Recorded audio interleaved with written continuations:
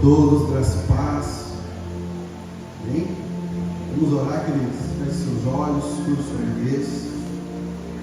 Pai, nós te entregamos esse momento, Senhor. Momento da palavra, Senhor. Que tudo aqui que foi falado nesse altar, desde a abertura, dos louvores, da palavra da oferta, venha convergir agora com a palavra também, Senhor. Desde o início desse culto, quando não havia ninguém aqui, nós estávamos orando e clamando pela tua presença nesse ambiente. Mas não apenas pela tua presença, mas pela manifestação da tua presença. Nós cremos que o Senhor está em todos os lugares, porém nós clamamos, vem com uma manifestação da sua presença. Nós te pedimos, Senhor, em nome de Jesus. Amém? Glória a Deus. Queridos, quem aqui entende que tudo é espiritual? A Bíblia fala que o homem espiritual ele discerne todas as coisas espiritualmente. E hoje pela manhã, quando nós chegamos aqui, vimos aquele ônibus. Na hora, eu já sabia que seria para outra coisa, mas na hora o Espírito Santo me trouxe a visão de ônibus vindo para essa igreja. E eu louvei a Deus, eu agradeci a Deus já por fé. E aquela palavra lá, ela diz muito sobre a igreja. Às vezes nós queremos uma igreja lotada, mas o fator determinante para que isso aconteça é a unidade das pessoas, é a unidade do corpo de Cristo. Amém? E sobre o que eu vou falar hoje isso tem tudo a ver, porque lá em Romanos 8 vai dizer que o Espírito de Deus ele não habita exclusivamente em uma pessoa, mas ele habita em vós. A habitação do Espírito foi única e exclusivamente sobre uma pessoa, dentro de uma pessoa, na vida de Jesus Cristo. Ele sobe aos céus e envia o Consolador. Essa presença, ela habita quando estamos em unidade. Amém? Sobre isso que eu gostaria de falar um pouco hoje. Quem esteve aqui semana retrasada vai lembrar que eu falei um pouco sobre oração em línguas. É uma chave, uma oração de espírito, é uma chave muito preciosa que eu uso há anos, um dom de Deus. E hoje eu gostaria de dar um pouco de continuidade, não no tema que eu falei, mas num contexto de vida no Espírito. Amém? Hoje eu quero falar, querido, da pessoa mais importante em nossas vidas, depois de Jesus. Porque Jesus, ele deu a sua vida em resgate à nossa vida, quando ainda éramos pecadores. Ele morreu a morte que nós deveríamos morrer. É a pessoa mais importante da nossa vida. Porém, no contexto de igreja, nesse momento, a pessoa mais importante é o Espírito Santo que está entre nós, que ele é o próprio Deus. Jesus, a Bíblia diz que está à destra do Pai intercedendo por nós. Então ele que nos deu a vida hoje, nesse momento, está à destra do Pai intercedendo por nós e enviou o seu Santo Espírito para que a vida a qual ele nos deu, o Espírito possa nos ajudar a ter essa vida ainda na terra, ainda como igreja, ativar essa vida verdadeira em nós, para que nós venhamos a manifestar o reino de Deus na terra. Amém? Então, o principal relacionamento que nós devemos ter na nossa vida como igreja é o relacionamento com o Espírito Santo. Amém? Então, hoje eu gostaria de falar um pouco sobre isso. E ontem aconteceu algo muito marcante para mim. As coisas mais marcantes da minha vida acontecem no dia a dia, né? No simples do dia a dia, com a minha família, com o meu filho, com a minha esposa. E ontem eu lembro que eu estava abraçado com o meu filho, vendo louvores na TV, e quando eu estava ali abraçado com ele, Deus me trouxe para a minha infância. Tive uma impressão de quando eu estava na minha infância, a mesma idade dele, um pouco mais velho. E eu lembro que a minha infância ela foi extremamente intensa, com brincadeiras, né? Eu brincava desde as primeiras horas do dia até a noite. Minha avó tinha que ir atrás de mim, meu avô, e buscar, né? Porque já estava à noite, eu era uma criança, não podia ficar à noite brincando. Mas eu não estava nem aí, ficava altas horas. Às vezes nem sabia onde eu estava. Mas eu lembrei quando eu estava abraçando meu filho da intensidade da minha infância. Eu pensei, bom, eu não consigo visualizar o meu filho hoje nessa mesma intensidade, brincando do jeito que eu brincava. Eu não consigo visualizar isso nessa geração. Na hora, o Espírito Santo me diz, e nem precisa. Daí depois vem o discernimento. Por que o João, meu filho, não vai precisar brincar da maneira intensa como eu brincava? Mas o Espírito Santo me revelou que aquela intensidade toda, era para suprir uma falha de paternidade na minha vida. Então todo o desequilíbrio na nossa vida, toda a intensidade que nós temos em determinadas áreas, inconscientemente é para suprir alguma falha de paternidade, ou a ausência, ou a falha da paternidade nas nossas vidas. Então normalmente nós vamos suprir de alguma maneira. Ele falou, o João não vai precisar brincar nessa intensidade que tu brincou, porque a gente estava tentando suprir a ausência de um pai. E o João, pela graça de Deus, vai brincar muito como uma criança deve brincar, mas ao mesmo tempo ele vai ter a presença de um pai junto com ele, que vai trazer todo o equilíbrio para a vida dele. E isso, querido, quando nós entendemos isso, é libertador. E se você entende isso e vem para a igreja sem esse entendimento, você começa a transferir isso para a igreja. Você começa a ser um ativista na igreja e usa a desculpa que é para Deus. Não, como a igreja tem que fazer um monte de coisa ao mesmo tempo e é para Deus e Deus não vai me aprovar. Não, querido, isso na verdade é uma falha que você está compensando na vida. Então nós temos que ter esse discernimento. E a intimidade com o Espírito Santo de Deus, querido, vai trazer todo o equilíbrio necessário para a nossa vida, em todas as áreas. Nós iremos fazer o que Deus está pedindo, da forma como Deus está pedindo, no momento que Ele está pedindo.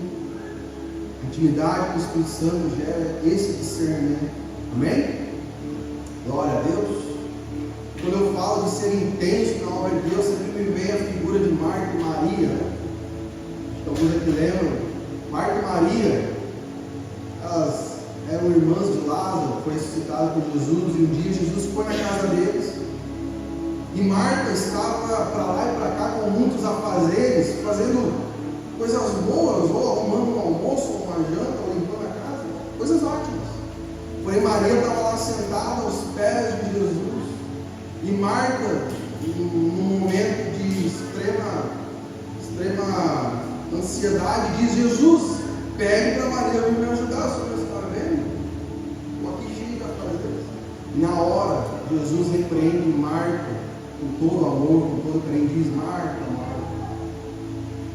Maria escolheu a boa parte, de maneira nenhuma lhe será tirada. Então Jesus não repreendeu Marta, dizendo: ó Marta, tudo que Deus está fazendo são coisas boas, mas eu não pedi. Maria está fazendo exatamente o que eu pedi. Não, Jesus não repreendeu ela, ele disse simplesmente, ele exaltou quem estava fazendo a coisa certa. Ele disse: Maria escolheu a boa parte. Maria, através da intimidade, entendeu exatamente o que ela precisava fazer, qual era a prioridade da vida dela. A presença de Deus ali, do próprio Deus, através da vida de Jesus, gerou o equilíbrio, e Maria pôde ter o equilíbrio necessário. Amém? Glória a Deus. Então a presença, querido, é a presença do Espírito Santo que traz todo o equilíbrio necessário para as nossas vidas. Amém? Abra comigo agora Gênesis 26. Para eu ancorar essa palavra. Gênesis 26, 18.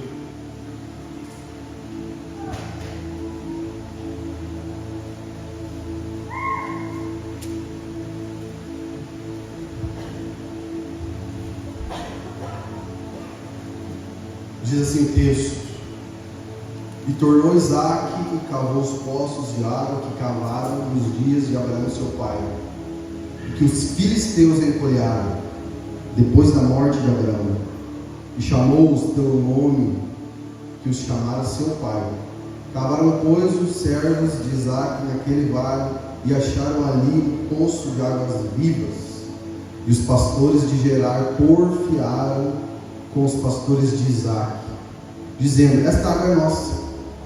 Por isso chamou o nome daquele poço Ezeque, porque contenderam com ele. Então cavaram outro poço, e também porfiaram sobre ele. Por isso chamou o seu nome Sítio, e partiu dali. E cavou outro poço, e não porfiaram sobre ele. Por isso chamou o seu nome Reobote, e disse: porque agora nos alargou o Senhor, e cresçamos nessa terra. Amém? Até aí. Estou procurando o que entender hoje sobre o que ministrar hoje. O Senhor me sinalizou esse texto. E esse texto ele fala sobre o desentulhar de poços. Então, para que você entenda, naquele tempo, um poço era a coisa mais preciosa que poderia ter naquele povo do deserto. Ao ponto de que, se eles conseguissem achar um poço, escavar um poço, civilizações conseguiam ser geradas no entorno de um poço. Porque o poço ele gerava água, que era algo extremamente escasso no deserto. E além de gerar água, poderiam cultivar suas plantações, poderiam ter rebanhos. Então a água valia ouro naquela época. E o termo poços, para que você entenda, num contexto agora espiritual, ele simboliza profeticamente um avivamento espiritual, onde pessoas são atraídas para aquele ambiente, se reúnem ali para receber vida. E a água é vida. A água também simboliza o Espírito Santo. Amém? Então, para que você entenda, você que não mora aqui, nós aqui nessa cidade, Sapiranga, nós já tivemos um grande avivamento aqui. Já foi escavado um poço aqui nessa cidade, há 151 anos atrás. Alemães vieram para essa cidade, ali no pé do morro Ferrabras, um casal de alemães, de cristãos batistas. Então eles eram os únicos batistas na época, em meio a todo um povo de luteranos. E ali eles começaram uma comunidade de fé, com cânticos, com músicas, com orações, com ensino da palavra, com curas e milagres, tanto pela mão do Senhor como através de plantas medicinais. João Maura, esposo de Jacobina, era um grande médico nessa área, tinha muita sabedoria de plantas medicinais. Então eles começaram a escavar esse poço ali no pé do morro, esse poço de avivamento, e várias pessoas começaram a ser atraídas para aquele ambiente, atrás daquela água, daquele espírito, daquilo que estava sendo gerado ali. E os relatos contam que em torno de 1000 pessoas se reuniam no pé daquele morro para cultuar a Deus. Existia ali um casal e mais 150 seguidores diretos, que eram chamados de muckers.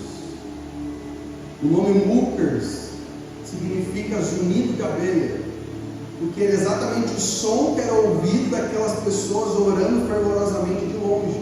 Então os alemães deram um apelido para eles, zunido de abelha. E aquela comunidade foi crescendo ao ponto de ter em torno de 1000 pessoas cultuando nos cultos deles. Querido, 150 anos atrás, 1000 pessoas reunidas equivaleria a uma grande cidade. Por quê? Porque toda essa região aqui, até São Leopoldo, essa pirâmide não existia, tinha em torno de 10.000 pessoas. Aí tu tira 1000 pessoas de 10.000, era praticamente uma cidade, né, cara? Então isso foi um grande avivamento dessa cidade, foi um poço cavado por Jacobino e seus seguidores, que atraía multidões de pessoas das regiões inteiras vinham para cá. E esses acontecimentos foram tão intensos, eu ouso dizer que foi um avivamento das Américas antes mesmo de Azusa, porque Azusa foi no início do século XX, e esse avivamento aqui em Sapiranga foi em 1874. Então nós estamos numa terra de avivamento, onde poços foram cavados aqui. Porém, no final dessa família, pastores, esse povo foi trágico, eles foram perseguidos. Por quê? Basicamente, 1.000 pessoas se reunindo lá, estavam esvaziando todas as igrejas da região. Todas as igrejas da região, até São Leopoldo, estavam esvaziando e se reunindo no Belo. Então isso instigou a ira daquele povo, daqueles camponeses, que se juntaram aos militares da época e dizimaram aquele povo. Então nós, nessa cidade, temos marcas de um avivamento genuíno e também nós temos sangue de mártires nessa terra. E todo sangue de mártir, para quem entende de Bíblia, sabe que ele clama a Deus. O primeiro sangue derramado em terra foi o sangue de Abel, ele clamou a Deus. Então todo sangue do mártir clama a Deus. Para quê? Para que ele clama? Para que homens e mulheres deem respostas àquele sangue derramado, para que cavem novamente, desentulhem poços, para que deem resposta como eles deram. É isso que o sangue de mártires faz na terra. Incrível. Eu não sei de uma terra no Brasil que tenha sangue de mártires, como Sapiranga.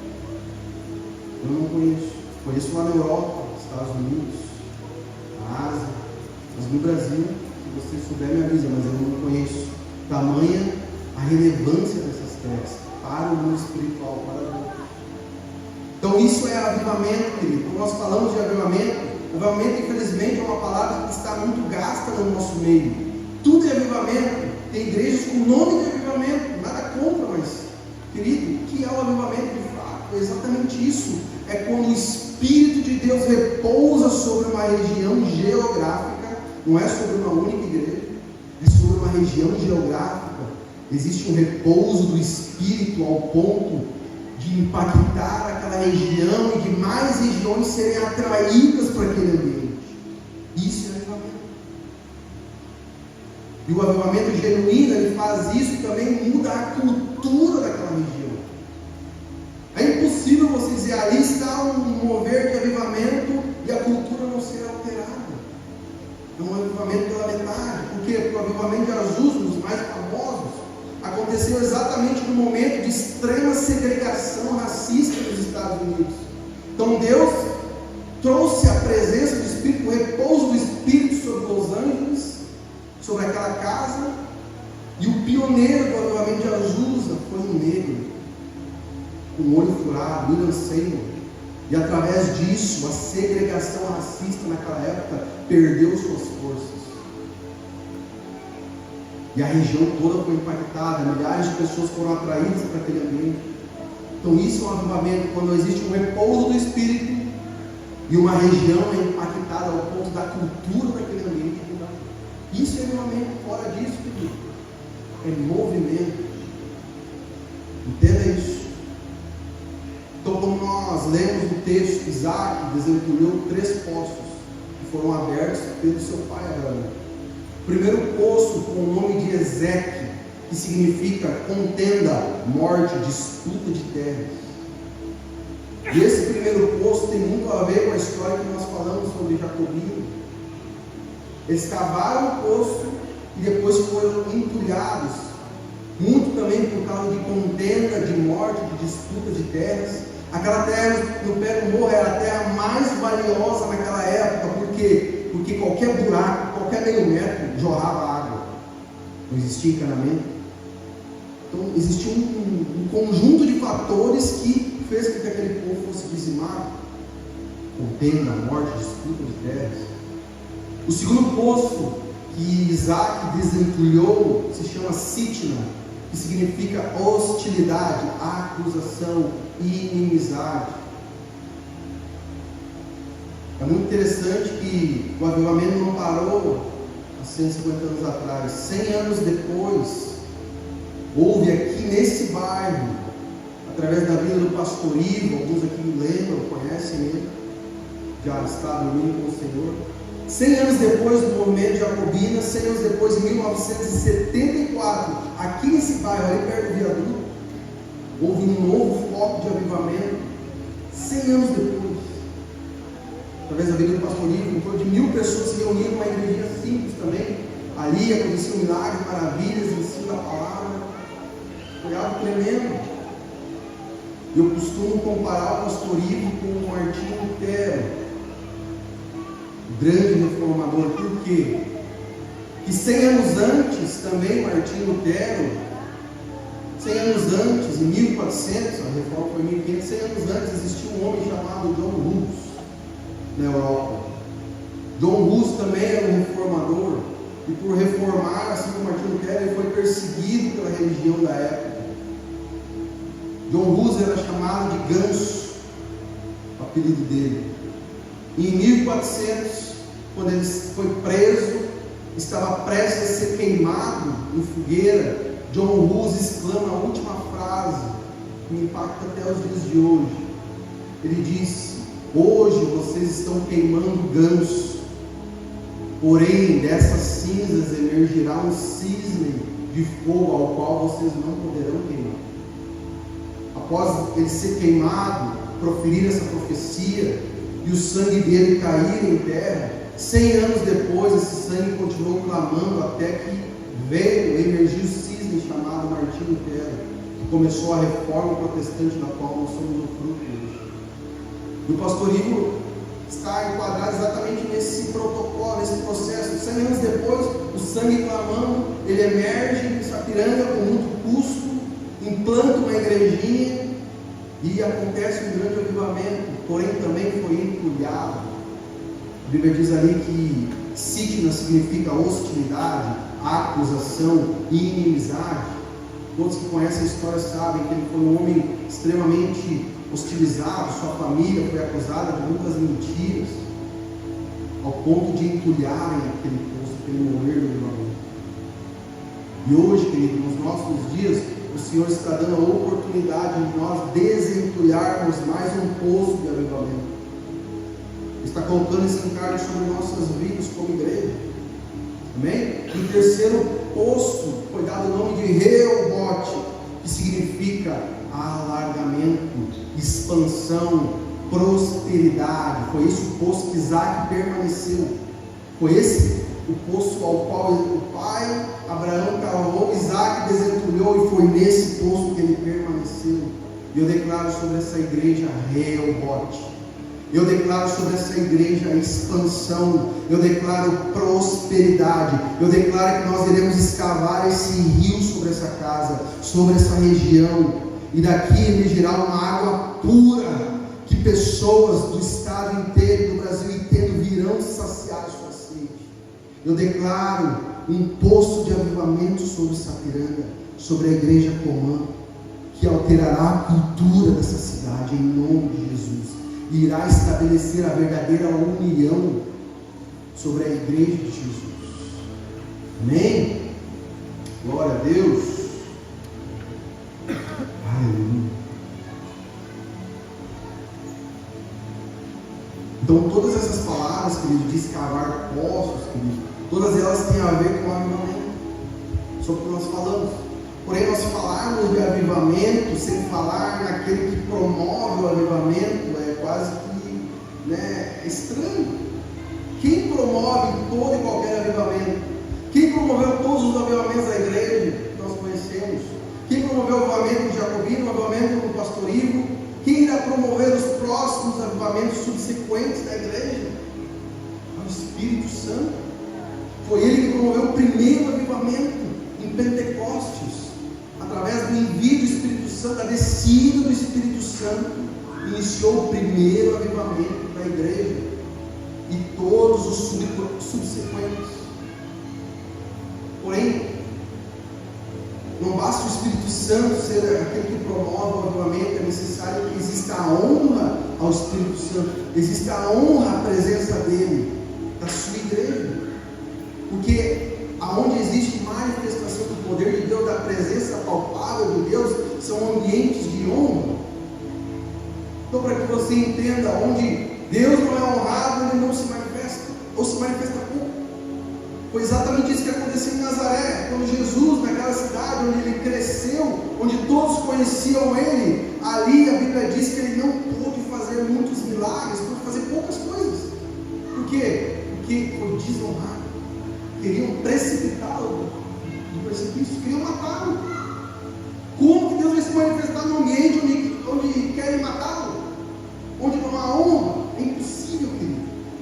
Então, um dos principais fatores de hoje não estarmos vivendo avivamentos como nos tempos antigos, que venham ao ponto de impactar a cultura de uma cidade, de uma região, porque nós ainda não estamos honrando a pessoa do Espírito Santo como deveria. Eu amo chegar aqui e ver pessoas ajoelhadas, orando antes do culto. Isso demonstra reverência à casa de Deus, à presença do Senhor, à presença do Espírito Santo. Querido, nós precisamos resgatar isso. Nós precisamos resgatar esse movimento. Os antigos aqui sabem, era sempre assim, era todo mundo ajoelhado orando antigamente, antes de iniciar os cultos. Não tinha conversinha para lá e para cá. Não, querido, era reverência. Isso é honra ao Espírito Santo. E por que será que ele se manifestava tanto antigamente? Para explicar, é honra. Leonardo Ravenhill, um dos maiores avivalistas do século XX, escreveu um livro do porquê tarda o pleno avivamento. É por isso, querido, nós não estamos honrando o Espírito Santo como deveríamos.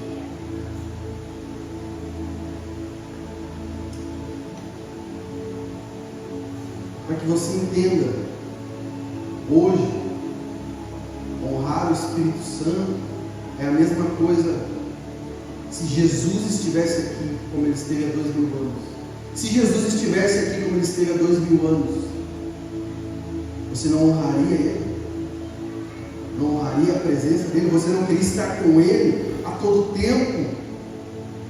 Aos pés dele como Maria esteve, aprendendo com ele, sentindo a presença dele? Você não faria isso? Jesus está dentro do Pai, mas ele enviou alguém à sua altura, o Espírito Santo. Nós podemos fazer exatamente a mesma coisa, honrando ele, estando aos pés dele, aprendendo com ele, ouvindo. Tudo que nós falamos da outra vez que eu ministrei sobre ouvir, ser sensível ao Espírito Santo. E entenda que ser sensível à voz do Espírito Santo, muitas vezes você não vai, algumas pessoas não vão gostar das suas atitudes, das suas palavras. Ser sensível ao Espírito Santo não é você ser bonzinho com todo mundo, não é isso, não entenda isso. Não é você aguentar tudo de boca fechada. Muita coisa você vai aguentar, mas ser sensível é ouvir a voz dele, cumprir a sua direção, a sua palavra. Amém? Glória a Deus. Aleluia. Então, querido, não nos relacionarmos com o Espírito Santo hoje é quase que uma loucura. Por quê? Porque ele estará conosco pela eternidade. Quem aqui quer ir para o céu? Eu quero. Quem quer estar com Deus pela eternidade? Porém, nós estaremos com o Espírito Santo pela eternidade. Então, o fato de não nos relacionarmos com Ele aqui chega a soar como loucura. Quer dizer que eu vou conhecer uma pessoa só no céu pela eternidade. E aqui, Ele está disponível. Ele está disponível para nós. Entenda isso. Amém? Abra comigo João 14, versículo 16.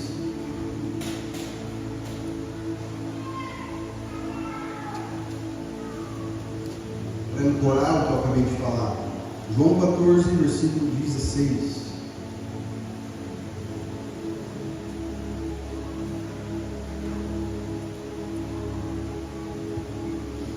E eu rogarei ao Pai, e Ele vos dará outro Consolador, para que fique convosco para sempre. Para sempre. Em outras palavras, pela eternidade. O Espírito da verdade que o mundo não pode receber, porque não o vê nem o conhece, mas vós o conheceis, porque habita convosco e estará em vós. Note que ele fala aqui exatamente como iniciamos: estará em vós. Ele habita em vós, ele habita na unidade do corpo de Cristo. Sem unidade, sem habitação, sem a manifestação. Então Jesus, ele enviou alguém à sua altura. Como assim à sua altura? Com o mesmo poder, com a mesma relevância, o Consolador. Para quê? Para nos ajudar em nossas fraquezas e para nos capacitar a cuidar da sua igreja. É o Espírito Santo que nos capacita a cuidar da igreja pela qual Jesus morreu. É Então ele também é chamado de Consolador, também é chamado de Paráclito, que significa que ele é um encorajador, um reanimador, um reavivador, um intercessor, um despertador. Ele nos desperta de um sono. Ele é um defensor, um mentor e guia. Amém? Então Jesus veio para quê? Para morrer para você não ter a morte eterna, para você ter uma vida eterna. O Espírito Santo veio te conduzir para essa vida eterna. O Espírito Santo veio para fazer você entender como usufruir desse presente. Amém? Essa é a missão dele. Glória a Deus. A vinda do Espírito Santo, querida, ela é tão importante em Pentecostes, que ela só começa com a descida do Espírito Santo. A igreja, ela só começa a partir daí, quando aqueles 120 que estavam aguardando naquele ambiente alto, naquele cenáculo, um aposento alto, são inundados pelo fogo do Espírito. E depois daquilo, um sermão simples de Pedro, 3.000 almas se convertem. Será que foi pela eloquência de Pedro? Logicamente que não. Foi pelo fogo do Espírito que estava sobre ele. 13.000 almas se convertem. Ali inicia a igreja, da qual nós somos parte hoje. Tivemos ano passado a presença de um profeta do Peru aqui na igreja, o profeta Cris, alguns aqui lembram. E ele falou algo que me impactou muito. Foi, ao mesmo tempo que um tapa na cara, um chacoalhão do Senhor. Ele disse que antes de Pentecostes, aqueles 120 eram inúteis para Deus. Mesmo estando há mais de 3 anos grudados com Jesus, na faculdade de Jesus, vendo tudo aquilo que Jesus fazia. Mesmo assim, na faculdade de Jesus, acompanhando Jesus, vendo sinais, prodígios, milagres e maravilhas a todo tempo, sem o Espírito Santo, eles ainda eram inúteis para Deus. Aquilo ali, como eu falei, voltar para cá, eu chacoalhando, porque eu estou fazendo uma faculdade com os maiores avivalistas do mundo, Dr. Randy Clark. E eu já presenciei ele orando e pessoas sendo curadas instantaneamente, milagres, maravilhas através da vida dele. Eu já recebi orações dele sobre minha vida. Mas, querido, o fato de eu ter recebido isso, orações, se eu não tiver o Espírito Santo habitando em mim, eu sou inútil para Deus. Assim como aqueles apóstolos. Então, ali naquele momento, em Pentecostes, inicia a igreja gloriosa de Jesus, a partir da descida do Espírito Santo. Amém? Uma coisa que nós precisamos entender sobre o Espírito Santo, agora te falando um pouco de como ele age, né? Nós precisamos entender essa pessoa. Existe uma grande diferença do Espírito sobre uma pessoa e do Espírito dentro de uma pessoa. Nós precisamos entender essa diferença. Em Mateus 11, João Batista, ele está preso no cárcere. Aquele homem que batizou Jesus, que apontou ele, eis o Cordeiro de Deus, aquele que tira o pecado do mundo, batizou Jesus, que preparou o caminho para Jesus. Esse mesmo homem estava agora preso no cárcere, com medo, aflito e confuso, ao ponto de ele mandar 2 de seus discípulos irem perguntar para Jesus se ele era mesmo o Messias que havia vivido. O nível de confusão na mente de João Batista. Por que isso, querido? Porque ele não tinha o Espírito Santo dentro dele, mas tinha sobre, que usou ele para fazer coisas extraordinárias, preparou o caminho para Jesus. Porém, em Atos 16, 22, existe algo muito similar. Paulo também está no cárcere, preso, porém não está com 1 milímetro de dúvida de quem era Jesus. E ali ele preso, acorrentado, ele e Silas, com a convicção de quem era Jesus, não tiveram dúvida, mas adoraram a Deus, ao ponto de Deus mandar um terremoto e abrir aquela prisão, e ao ponto deles poderem sair daquela prisão, que estavam presos, assim como João Batista, mas tinham a convicção de quem era Jesus. porque tinha o Espírito Santo dentro. Ambos foram presos. Ambos, João Batista perdeu a cabeça. Paulo, no fim da caminhada, perdeu a cabeça. Porém, na prisão, João teve dúvidas e permaneceu preso. Já Paulo, na prisão, tinha convicções, adorou e foi liberto. Isso nos dá uma chave preciosa, querido. Nos faz entender que quando nós entendemos quem habita em nós e nós adoramos a presença, o Senhor vai nos livrar de inúmeras prisões, de inúmeros cativeiros em nossa vida. Quando nós estivermos passando por momentos difíceis, de angústia, de temor, até mesmo de confusão, mas quando nós temos a convicção de quem é Deus, da presença do Espírito dele sobre nossas vidas, e nós o adoramos em meio aos momentos ruins, ali, querido, muitas prisões serão rompidas em nossa vida. Isso é uma chave para você usar em momentos ruins. Adore o Senhor. Muitas prisões você vai ser liberto. Amém?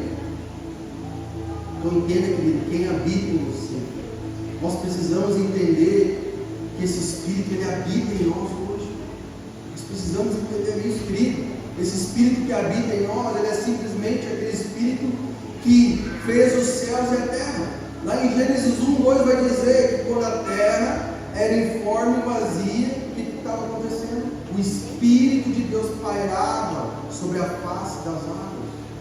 Ali a expressão pairar, o termo pairar no original significa chocar.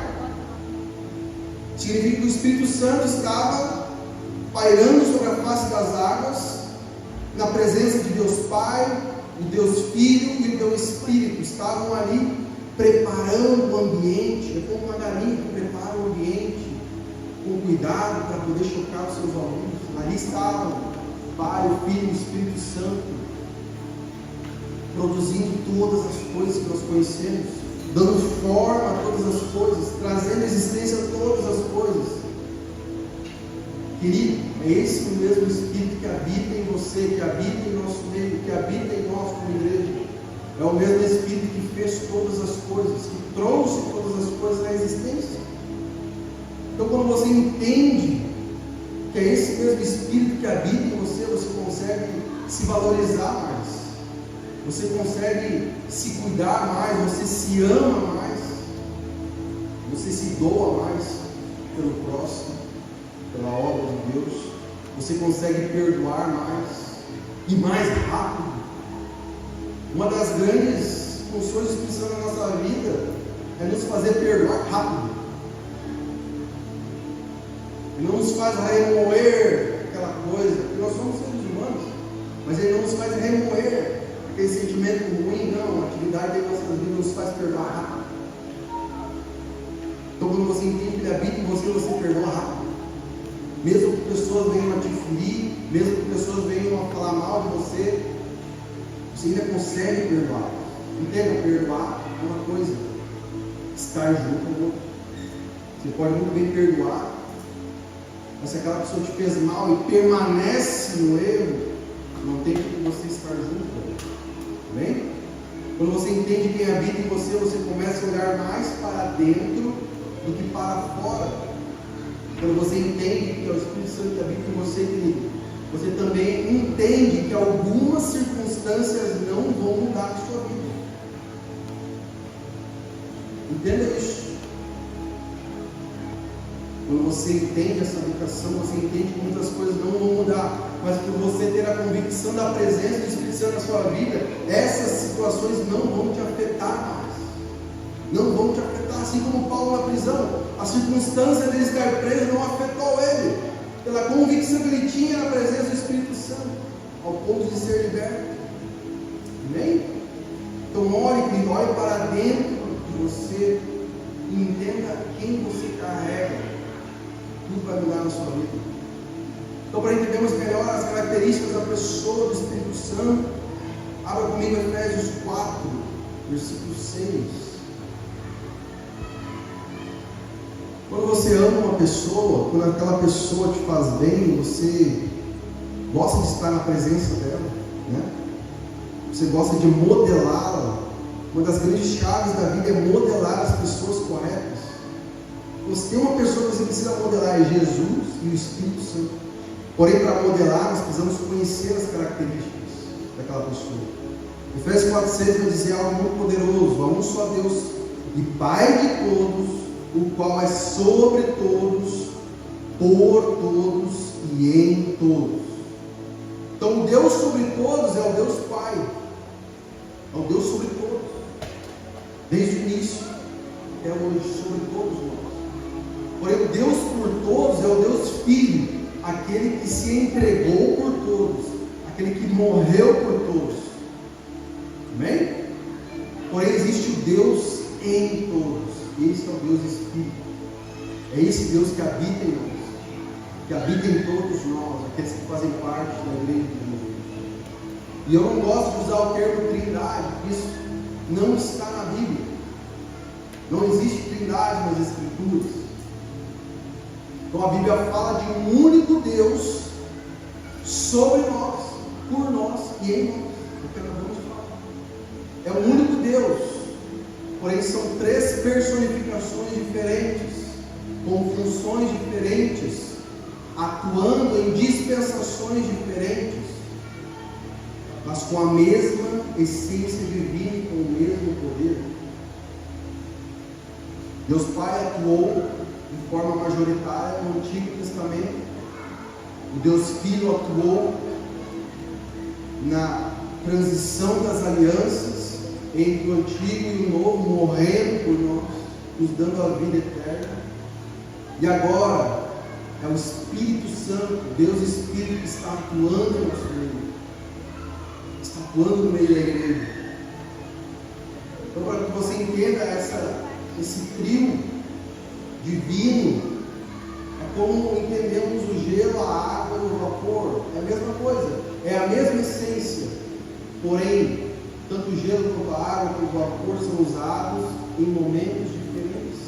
Assim fica mais simples de você entender. O Pai, o Filho e o Espírito Santo é a mesma essência, é o mesmo poder, porém em momentos diferentes na história. E nesse momento nós precisamos honrar o Deus Espírito. Ele tem o mesmo poder do Deus Pai, o mesmo poder do Deus Filho, porém com funções diferentes. Ele não veio para morrer em nosso lugar, ele veio para nos conduzir para a vida eterna. Amém? Então, algumas características do Espírito Santo, para não me prolongar muito, não precisa abrir, né? Porque a fé vem pelo ouvir. Efésios 4,30 vai dizer assim: e não entristeçais o Espírito Santo de Deus, no qual estáis selados para o dia da redenção. É muito interessante nós entendermos essa característica do Espírito, querido, que ele diz: não entristeça o Espírito Santo. Isso significa que ele é uma pessoa que tem sentimentos que nós podemos entristecer ele. Isso é muito interessante de entender. Ricardo Cortella, um grande profeta dessa nação, diz que o Espírito Santo é como uma pomba muito bonita, muito sensível, mas que facilmente se afugenta. Agora, eu preciso abrir um parênteses para vocês para explicar um pouco sobre o que é o selo do Espírito. Isso é muito importante nós entendermos. Querido, ser selado pelo Espírito Santo tem quase que o mesmo protocolo de você ser uma compra muito valiosa. E toda compra muito valiosa, ela tem o que? Ela tem um selo, uma marca, que vai determinar o envio para o seu dono. Exatamente essa é uma das funções do Espírito Santo. Ele nos sela, nos conduz até o nosso dono, que é Deus Pai. Eu não sei se você sabe, você não vai para o céu, você volta para o Pai. Amém? Que é de onde você saiu. A Bíblia diz que Ele nos elegeu nele antes da fundação do mundo. Então, pastor, eu não volto para o céu? Não, você volta para o Pai. E o selo do Espírito Santo te conduz ao seu dono, que é o Pai. Você volta para Ele. Você volta a fazer parte dele. Entenda isso, isso é muito profundo. Amém? E uma das funções da marca do Espírito Santo, eu vou te falar uma só, querido. Uma que me chama muita atenção. Está lá em Apocalipse 9:4. Se quiser abrir. diz uma das funções de sermos selados pelo Espírito Santo. Diz assim: foi dito a eles que não causassem dano nem à relva da terra, nem a qualquer planta ou árvore, mas apenas aqueles que não tinham o selo de Deus na testa. Então é muito importante nós entendermos isso, querido, porque nos últimos dias, aqueles que não tiverem o selo do Espírito na sua testa, na sua cabeça, serão atacados por demônios. Esses demônios aqui foram libertos pelo próprio Deus. É um dos selos que foi rompido. O próprio Deus, no fim dos tempos, irá abrir porta para demônios devastarem a terra. Porém, aqueles que estiverem com o selo do Espírito Santo, esses demônios irão olhar, irão desviar automaticamente. Eles vão enxergar o selo do Espírito sobre a sua vida e não vão te fazer mal algum.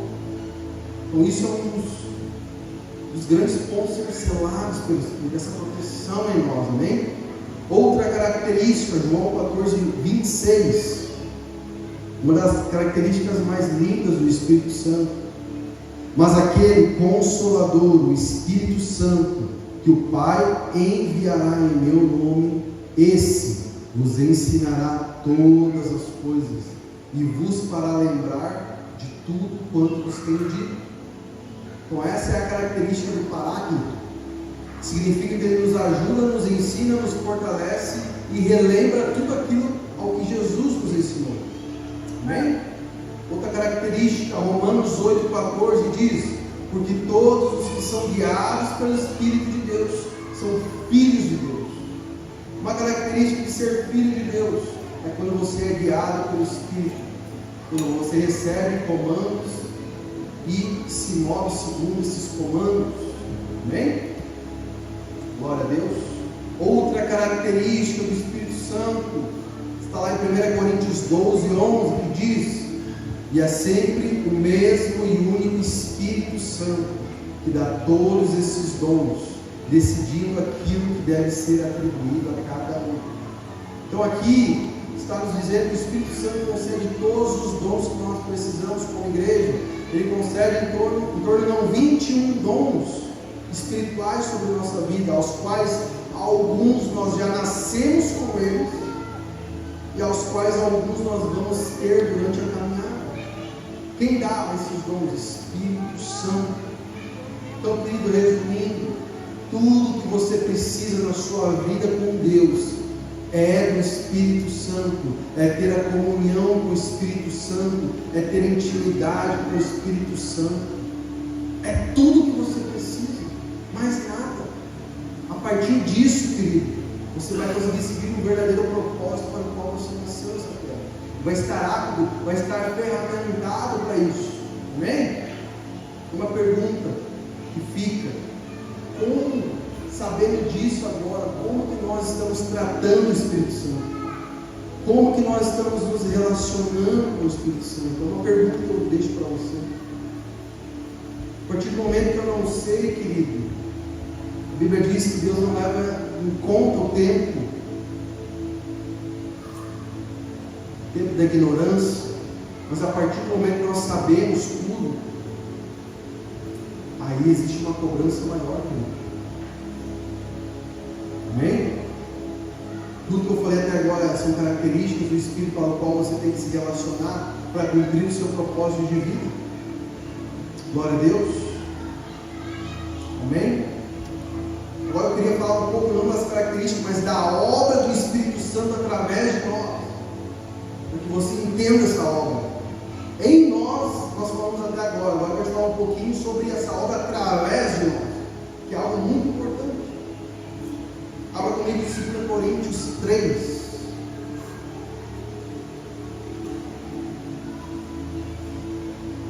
Pastor, eu entendi que eu preciso me relacionar, que eu preciso ter comunhão com o Espírito Santo, que Ele é a fonte da vida. Amém. Agora é o momento de você entender o que você precisa fazer a partir disso. 2 Coríntios 3,6 diz: e Ele nos abençoou para sermos ministros de uma nova aliança, não da letra, mas do Espírito, pois a letra mata, mas o Espírito vivifica. Até aí. Entenda, querido, Deus, Ele te abençoa. Quem aqui quer ser abençoado por Deus? Eu também. Mas entenda o que esse texto está nos dizendo, querido. Deus só te abençoa com um único objetivo. Existe um único objetivo, que é o que acabamos de ver. Para você ser ministro da nova aliança. Vou repetir. Deus só te abençoa com um único objetivo, para que você seja um ministro da nova aliança. O que quer dizer isso? Um representante dele na terra. Ponto. É para isso que ele te abençoa. Então, se você não for um representante dele na terra, um ministro dele na terra, Deus não tem por que te abençoar. Não tem motivo nenhum de te abençoar. Eu quero viver a minha vida do jeito que eu bem entender, eu até vou na igreja, ouço a palavra, mas eu não quero saber de ser ministro. Mas mesmo assim eu quero ser abençoado. Negativo. Quem pensa assim terá o mesmo nível de bênçãos de um ímpio. Essa é a régua, querido. Conhece um ímpio que não conhece a Deus, que não vai na igreja? Exatamente. Pela misericórdia, eles também têm um nível da bênção de Deus. O principal deles é a bênção da vida. De onde vem a vida? Deus. Então, quando eu, mesmo aceitando Jesus, mesmo estando na igreja, quando eu não quero me comprometer com a obra dele, quando eu não quero ser um ministro na terra, um representante dele, Deus fica de mãos atadas sobre a minha vida e me dá o mesmo nível que ele dá ao ímpio que não conhece a ele. Em outras palavras, Deus não desperdiça poder. Se tem alguém que não desperdiça nada, nem poder é Deus.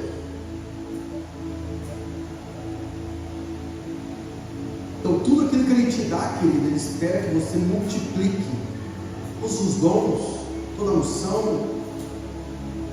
Ele espera que você multiplique para que haja manifestação da obra dele na terra. Exatamente uma parábola dos talentos. É necessário uma multiplicação que Ele te dá, amém? Efésios 1,3 diz: bendito seja o Deus e Pai do nosso Senhor Jesus Cristo, que nos abençoou com todas as bênçãos espirituais nas regiões celestiais em Cristo. Todas as bênçãos espirituais estão onde? Nas regiões celestiais em Cristo. Amém? Já estamos abençoados. A partir do momento que você aceita Jesus, você já pode ter acesso a essas bênçãos. O que te impede de ter acesso a essas bênçãos? O seu nível de compromisso com a obra de Deus. Está tudo liberado. É só eu pegar e pôr em prática toda a unção, todo o poder, toda a sabedoria, todas as finanças. Não sei se você sabe, o dom de liberalidade é um dom dado por Deus. Prosperidade é extremamente importante, a financeira, para que haja o avanço da obra. Como foi falado aqui nas ofertas, sem dinheiro nós não podemos fazer nada do que vocês estão vendo. Sem dinheiro nós estaremos flutuando na rua. Simples. Então o dom de liberalidade sobre a vida de uma pessoa é um dom dado por Deus, é uma ferramenta para o impulsionamento do reino. O que nós estamos fazendo com esse dom? O que nós estamos fazendo com nossas finanças? Estamos impulsionando o reino ou os nossos desejos?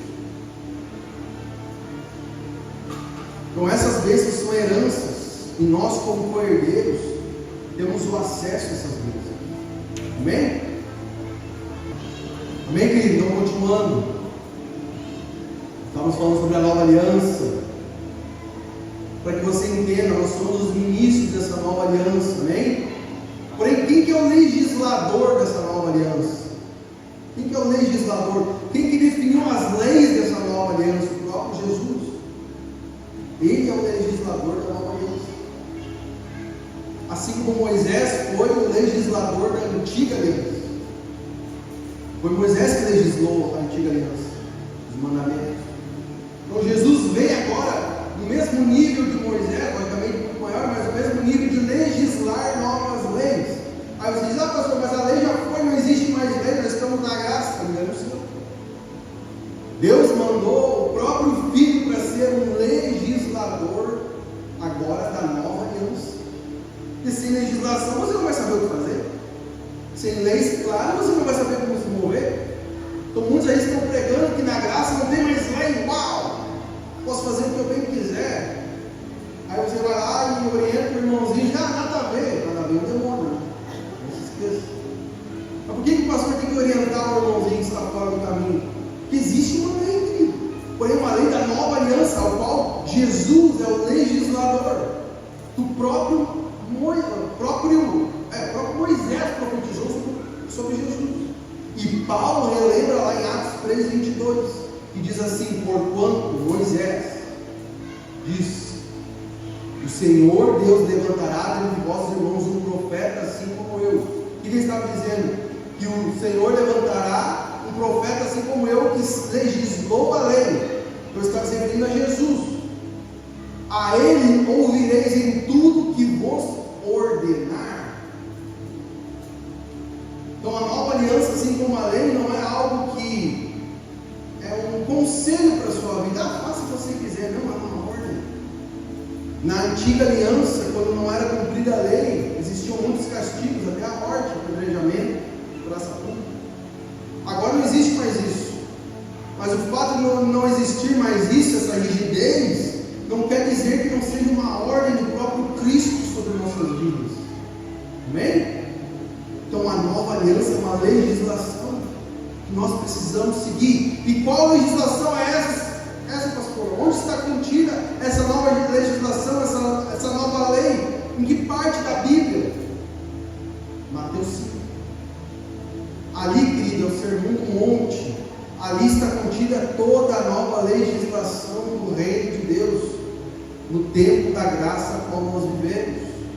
O Sermão do Monte é extraordinário, querido. Leia o Sermão do Monte em casa, uma tarefa para você. Ali está contida a nova legislação do reino. Então, quando Jesus disse no Sermão do Monte a frase, ouviste o que foi dito, ele está se referindo a Moisés. Ouviram o que Moisés falou, o que Moisés legislou, o que Moisés ordenou? Porém, eu vos digo, eu vos legislo agora, eu estou ordenando, eu estou lhes dizendo agora. Então, naquele momento, Jesus estava legislando. O que ele estava dizendo ali no Sermão do Monte? A nós darmos a outra face, caminharmos a segunda milha, amar nossos inimigos. Essa é a legislação do reino. Aí eu te pergunto, é fácil dar a outra face? É fácil caminhar a segunda milha com aquele que te ofende? Com aquele que não quer saber nada com Deus e ainda você insiste nele? É fácil? É fácil você amar os seus inimigos que só te fazem mal, que só te perseguem? É fácil? Mas a legislação é impossível de cumprir. Exatamente. Assim como a lei é impossível de ser cumprida. Então o que a gente faz? Se a lei, se é o que Jesus ordenou, querido, aí que entra o Espírito Santo. É aí que entra o Espírito Santo, o Consolador que foi enviado. A principal função dele é te capacitar a cumprir essa nova legislação, porque você por força própria não consegue. Quando alguém te faz mal, você quer revidar na hora. Quando alguém fala mal de você, você quer falar mal dessa pessoa, você quer fazer grupinho na igreja.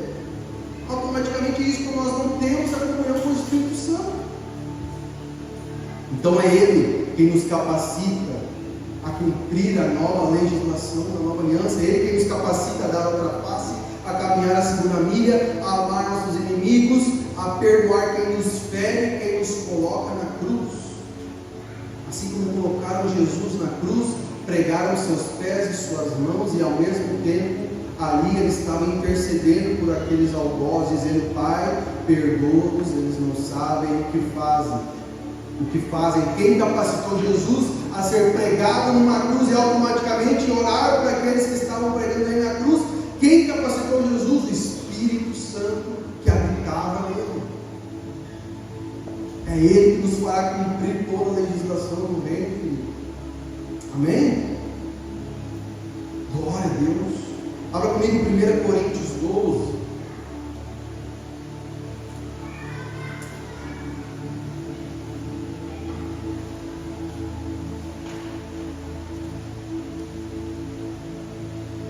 versículo 4.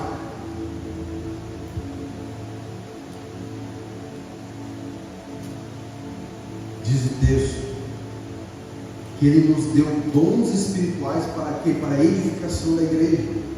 Resumindo para você. Então o Espírito Santo ele também nos dá dons espirituais, como nós já falamos, são 23 dons. Então por que nós precisamos entender que é o Espírito Santo que nos dá os dons? Porque foi exatamente isso que aconteceu lá em Lucas 4,18. Abra comigo lá, Lucas 4,18, que você vai entender.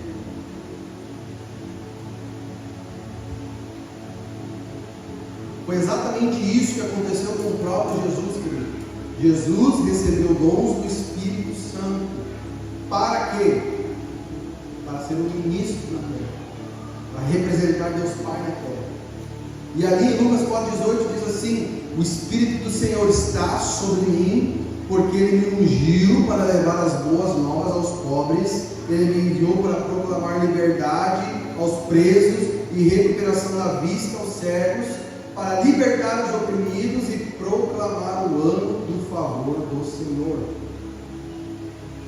Então, se você é um ministro da nova aliança, capacitado pelo Espírito, com dons, talentos, habilidades, vocação, unção, sabedoria, recursos financeiros, e não usa isso para o reino, não usa isso para ser um ministro de Deus na terra, um ministro da nova aliança, automaticamente você girou a chave do jeito contrário. Automaticamente, quando você tem tudo isso, não usa isso para o reino de Deus, você está promovendo o reino das trevas, ajudando o reino das trevas. É como você estando numa guerra, ganhando munição, ganhando treinamento, ganhando armas. Quando o inimigo vem, você fica ali parado, olhando, matando todo mundo, prejudicando seus amigos. Você está ali paramentado, mas não usa tudo isso que você ganhou para o avanço do reino. Qual reino você acha que você está ajudando? O reino das trevas. Cris, eu creio que a nossa busca como ministros dessa nova aliança, ela precisa ser de uma vida íntima que resulte em sermos cheios do poder de Deus. Resumidamente é isso. Uma vida íntima com a presença do Espírito Santo em nossas casas, na igreja, nos nossos trabalhos, onde quer que nós estejamos. Isso resume você ser um ministro da nova aliança. Conferências igual que nós vamos ter semana que vem, na quarta-feira, é um ótimo ambiente para você ser revestido pelo poder de Deus, pelo poder do Espírito Santo. É um ótimo ambiente para você ser armado, receber dons para promover o reino de Deus na terra. Unção, poder, é uma das melhores formas para isso. Mas a principal forma de você receber poder, presença, intimidade no seu quarto. Mateus 6,6. Porém tu, quando orares, entra no teu quarto, fechando a tua porta, ora, teu Pai que está em secreto, teu Pai te abençoará. Em outras palavras, no secreto, no seu quarto, na intimidade que você tem com o Espírito Santo, ali você recebe tudo que você precisa. Conferências é um plus a mais na sua vida. Amém? E eu, queridos, falando de mim agora, eu busco experiências, as mesmas experiências que os apóstolos tiveram. Eu busco o mesmo nível de poder que os apóstolos tiveram a partir de Pentecostes. O meu sonho, querido, é estar caminhando no corredor da igreja ou no corredor da minha empresa e pessoas serem curadas automaticamente. Isso é o meu sonho. Os apóstolos estavam nesse nível. Eles eram cheios da presença de Deus, eles cultivavam essa presença. Eu até falei, a última vez que eu preguei, sobre David Robertson. David Robertson orava 8 horas por dia, em línguas, no Espírito. Ele era cheio da presença de Deus, querido. Um americano, me inspira muito. Conforme ele estava no culto, ele passava nos corredores, ele ouvia-se o barulho de ossos estralando. Tá, tá, tá. Automaticamente eram bem constituídas de fraturas. Me faz lembrar de Pedro, que a sombra de Pedro curava. É esse nível que nós devemos buscar, é esse nível que nós devemos ansiar pela presença, pela comunhão, pelo poder de Deus em nossas vidas. Amém? E é ótimo você almejar isso, desejar isso, porque isso é bíblico. Isso aconteceu na mesma dispensação como nós estamos, na graça, na nova aliança. Porém, desejando isso, tendo esse desejo, por esse mesmo nível dos apóstolos, o Espírito Santo me fez me aprofundar um pouco melhor no que aconteceu. Porque às vezes nós só queremos, a ponta do iceberg.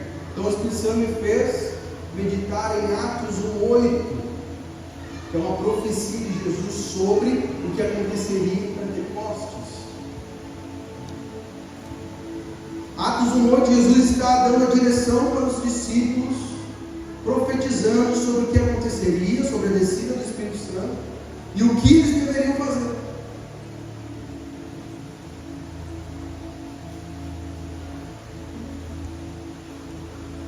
Diz assim o texto, Atos 1:8: mas vocês receberão poder ao descer sobre vocês o Espírito Santo.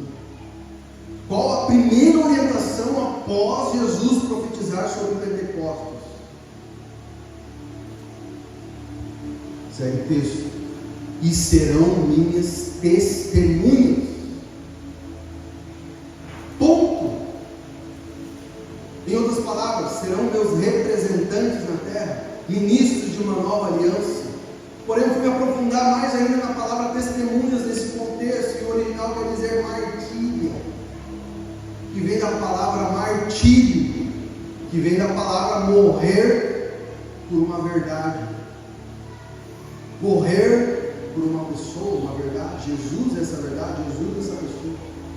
Então, os únicos mártires verdadeiros foram aqueles que já morreram por Jesus e a verdade a qual ele pregava, o Evangelho. Esses são os verdadeiros mártires.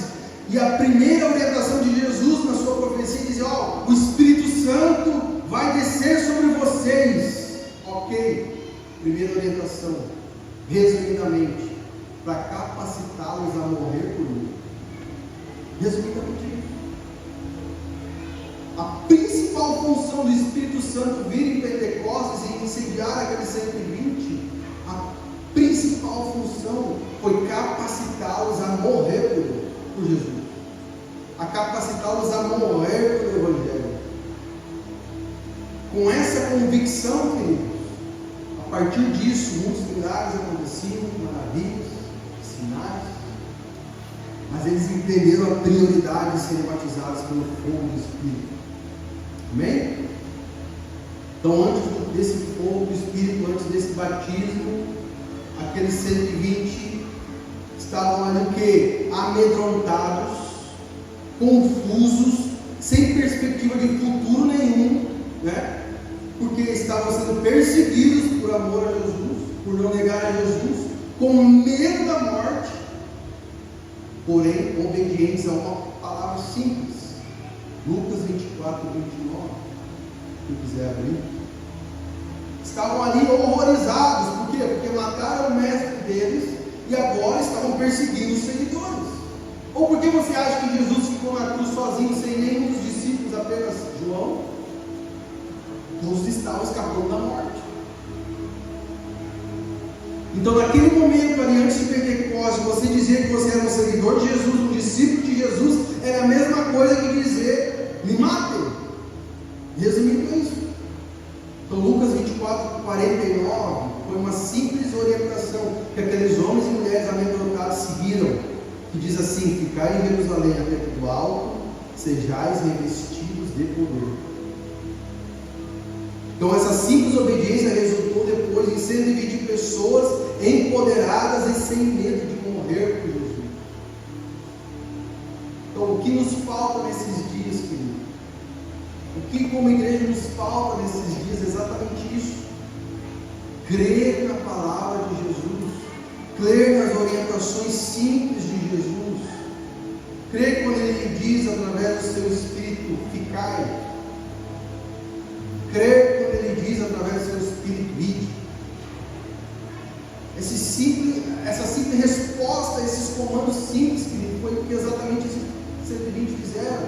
E a partir disso, mesmo amedrontados, aterrorizados, por seguir essas simples orientações, ficai até que foram revestidos do poder de Deus.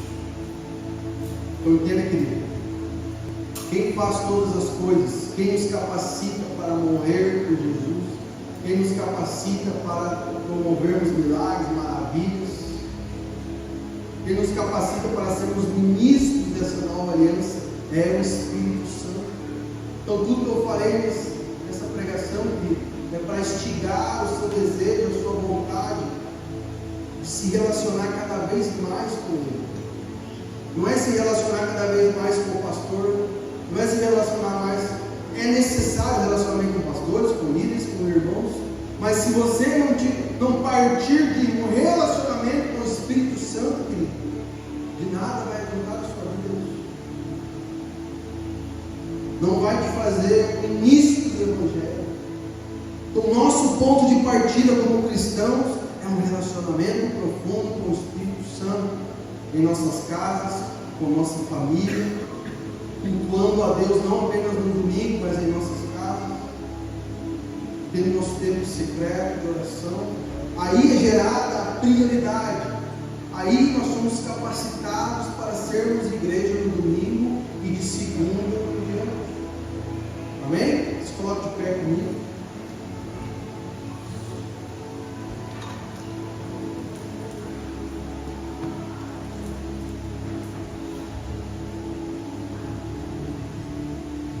Entenda, querido, o Espírito Santo, ele quer curar você essa manhã.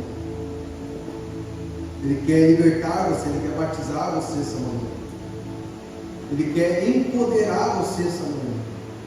Ele quer repartir dons com você. Porém, sobretudo, ele quer se relacionar com você. É a partir do relacionamento que tudo isso vai fazer diferença na sua vida. E você vai ser um ministro de Deus na terra. E vai cooperar nessa cidade para fazer o quê? Desentulhar um poço de avivamento. Isso é avivamento. Quando nós somos capacitados pelo Espírito, como ministros de uma nova aliança, para a partir dali desentulhar poços. É onde você mora. É na região onde você mora esse trabalho. Eu louvo a Deus pela gente missionária. O meu chamado é para a África. Ok. Mas na primeira África dele é onde ele mora. Entenda disso. O primeiro avivamento da vida dele tem que ser onde ele mora, na casa dele, no bairro dele, na região dele. Aí sim, África, os confins da terra. Amém? Glória a Deus. Aleluia.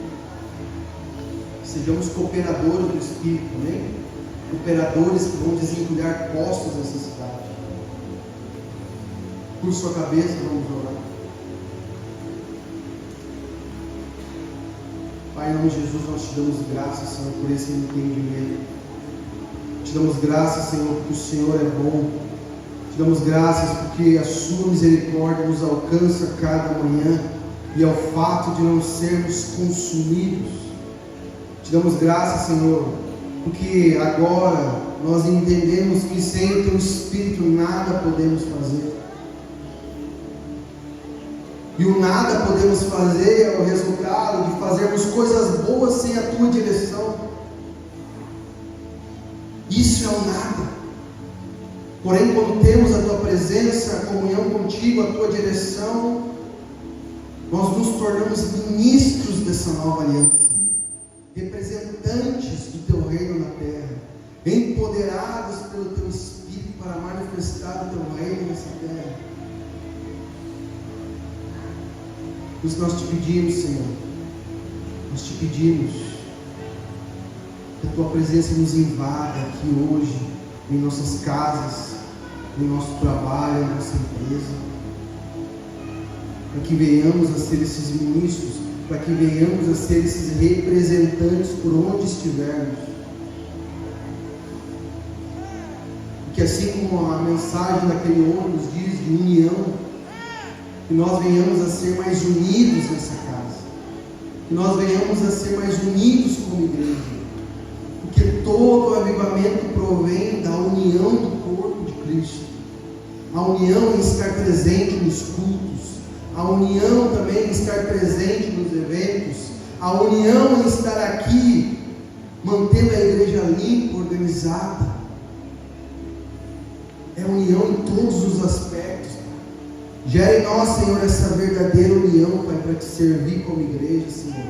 Gera em nós, Pai, essa convicção da presença do Espírito Santo, que nos fará romper barreiras, que nos fará romper prisões, nos fará romper cadeias. Nos ensina, Senhor, a adorar em momentos de aflição, assim como Paulo adorou na cadeia. Nos ensina, Espírito Santo. Nós te pedimos, em nome de Jesus. Em nome de Jesus, Pai, eu oro por todos aqui. Você não precisa vir para frente hoje, se você não quiser. Eu oro por cada pessoa aqui, Senhor, que ela esteja um encontro com o Teu Espírito. Que essa semana seja uma semana diferente para a vida dela. Que seja uma semana que a Tua presença vai ser mais palpável na vida dela. Pai, eu oro pela vida dela agora. Em nome de Jesus, Espírito Santo, nos envolva, nos envolva, nos envolva com a Tua presença. Nos capacite, Espírito Santo. Traz toda a convicção necessária aos nossos corações, às nossas mentes. Traz toda a convicção que nos faz gerar atitudes assertivas. Senhor, nós não queremos mais fazer o que é bom e agradável. Nós queremos fazer o que é perfeito. Nós queremos ser cumpridores da Tua vontade perfeita. Nem que para isso nós precisemos ficar parados em alguns momentos. Nos ensina a parar nos momentos que precisamos parar, Senhor. Em nome de Jesus. Que não venhamos a fazer coisas boas sem a Tua direção. Que não venhamos a sacrificar a nossa casa por fazer aquilo que achamos que é a Tua vontade, Senhor. Que a Tua vontade é boa, agradável, o Teu jugo é suave, o Teu fardo é leve, Senhor. Nos dá o discernimento de que tudo que passar disso, Pai, não vem de Ti. Em nome de Jesus, traz clareza aos nossos corações, às nossas mentes, ilumina os olhos do nosso coração, Senhor. Nós te pedimos em nome de Jesus. Amém? Glória a Deus.